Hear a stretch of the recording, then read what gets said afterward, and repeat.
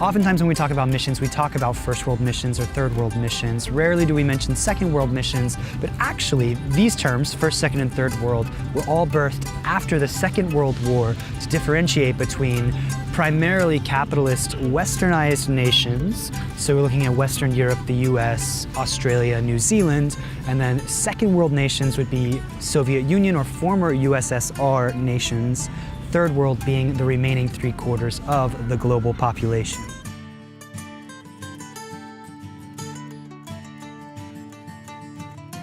The short answer is no.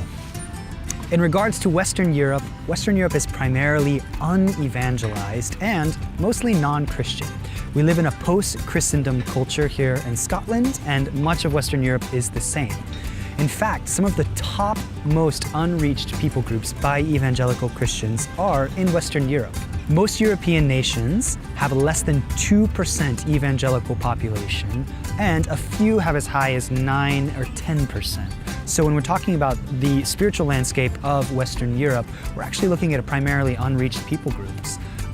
Greece, for example, is one of the lowest for evangelical Christians in the world, with only 0.37% of their entire population proclaiming the gospel of Jesus Christ or claiming to be evangelical Christians. That is a shockingly low number, and actually compares to some nations that we more traditionally associate with being unreached, like Sudan or Somalia or Turkey even being #1 in the world for most unreached people.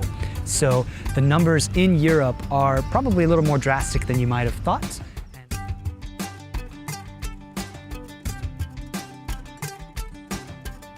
So another myth we would like to debunk is, don't all first world or developed nations have the same freedom? Don't we all live in a democracy or some type of system where everyone has a vote? And what does that look like in Western Europe or in these nations that we consider to be the developed world? So first off, for many American missionaries, when you move to become a missionary in Western Europe, let's say, you do not always have the freedom to homeschool. In fact, most European nations do not give you the freedom to homeschool. I think another freedom we take for granted is the freedom to have an opinion or to have a voice. And again, in many Western European nations, you don't have the freedom to share the gospel in your workplace. You don't have the freedom to share the gospel in specific scriptures out in public where you'd like to share it. So these are all things that first world or developed nation missionaries need to study and realize and really pray into before they move to the mission field.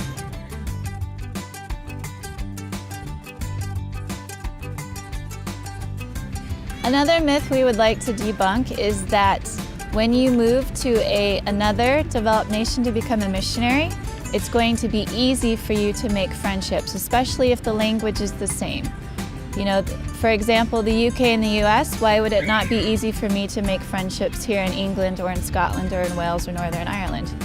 When in fact, the cultural differences between the nations are quite large, and it's truthfully very complicated to begin the friendship process.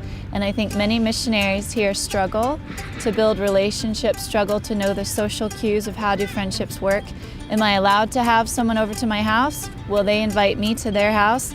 Not necessarily. And these are all cultural cues that we need to learn as missionaries prior to moving to the field.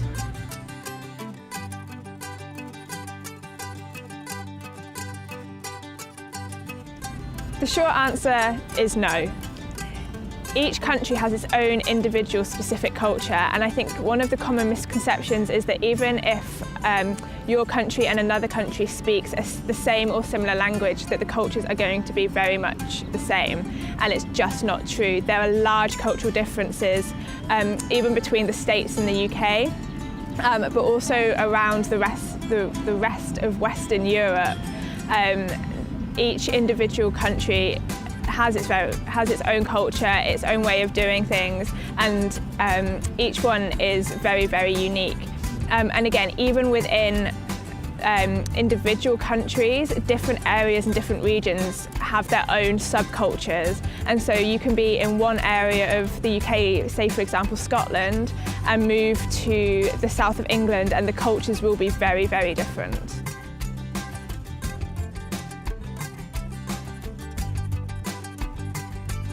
There are also a number of myths surrounding the number of resources that are available.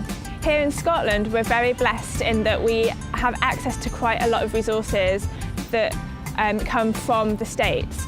But there is also a slight issue in that they are not homegrown. They're not written by Scots for the Scottish Church. They're written by Americans, predominantly for the American Church. And so in terms of resources that we have access to that speak specifically to the situation here, there just aren't that many. And the further east you go, so as you get into sort of Europe and across into Eastern Europe, the resources get fewer and fewer, and there's less and less available that speaks specifically to the nations involved and the troubles that they are facing, or the situations that they find themselves in, or even the cultural understanding of what the church looks like within those cultures. So there just isn't the resources available for those individual churches.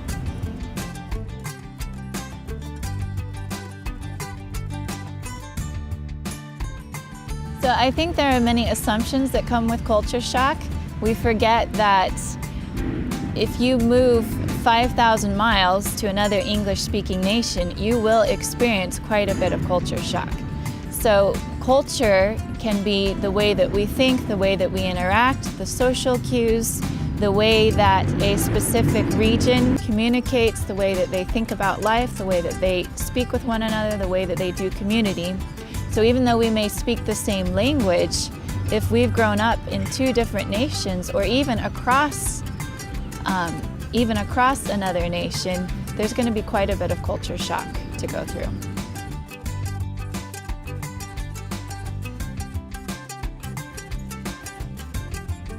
When you live in a nation that is as beautiful as Scotland is, it's really picturesque. There's ancient castles, there are beautiful old buildings, it's rich in history, it's entrenched in its past.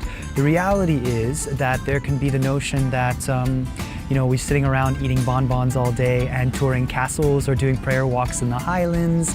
That's actually not the role of the first world missionary. We have to do a lot of developing relationships, networking, building close ties with local churches and other believers, because when you think about a hierarchy of needs in an undeveloped nation, food, water, clothing, shelter, the adoption of orphans, all of these things, they're so critical. They meet physical needs, but in a nation where physical needs are met, it becomes increasingly difficult to show people that they have a need for the gospel of Jesus Christ. So part of our work here is really just to get to know the community, get to know people, invest in them, love them, and encourage them. And that is foundational. We live in a culture that is devoid of relationship and is isolated from friendship and family and community. And so that is their primary need. And then it's through that door that we have the opportunity to share the gospel.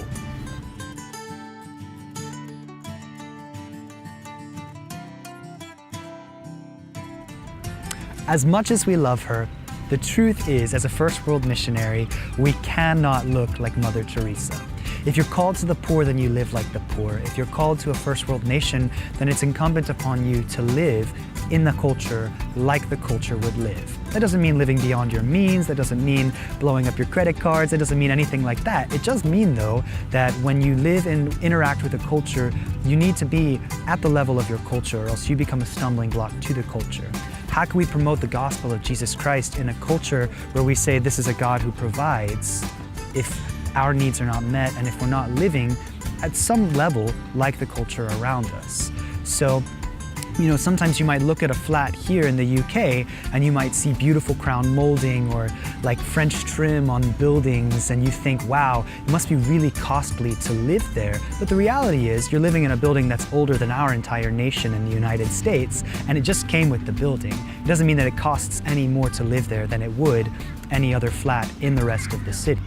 Coming from the US as well, where we have so much land, so much area that we can travel, the cost of travel is really expensive. Airline tickets come at a premium unless you get a special deal. Here in Europe, though, travel is really inexpensive. Europe is well networked with train tracks, ferries, and planes, various airlines, and the truth is that you can get from here to there for really, really inexpensively. Sometimes for as little as 50 pounds, you could get from here all the way to Greece for a vacation on the islands, and it ends up being cheaper than a single plane ticket from Texas to Portland. So it's important that when you see first world missionaries traveling, going to conferences, moving abroad, etc., that you don't assume that the prices are the same and that the cost of transport is similar to that which it would be in the US.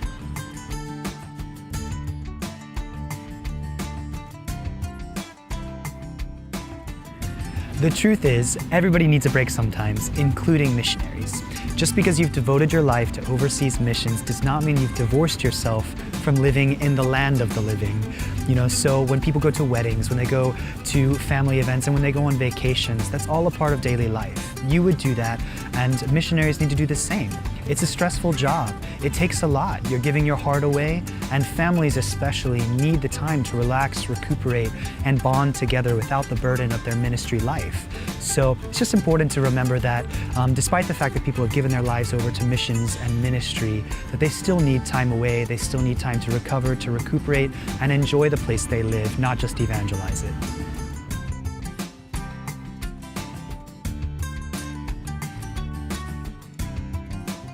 Sometimes another assumption that we make is that our money goes the same distance in each nation, when the truth is that the euro goes up and down, the dollar goes up and down, the pound goes up and down, and there can be great differences. When the pound is much higher than the dollar, your livelihood gets drastically cut as far as what you can do. Can you ever eat out? Can you get as many groceries as you normally would? Can you afford the place that you're living in? And in other instances, if you move to a developed nation such as Czech Republic, Greece, some other place where the euro might go further, then obviously the exchange rate will play in your favor.